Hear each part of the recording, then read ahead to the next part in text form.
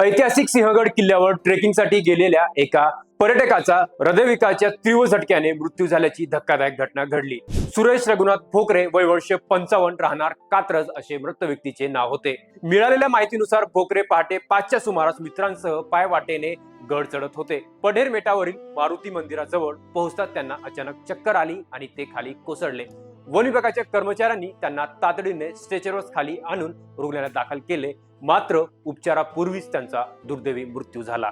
वाढता उन्हाचा तडाखा आणि शारीरिक श्रम लक्षात घेता वृद्ध तसेच आजारी व्यक्तींनी डोंगर चढताना खबरदारी घ्यावी असे आवाहन वन अधिकारी समाधान पाटील यांनी केले आहे। या घटनेमुळे पर्यटकांमध्ये भीतीचे वातावरण असून सतर्क राहण्याची सूचना त्यांना देण्यात आल्या आहे।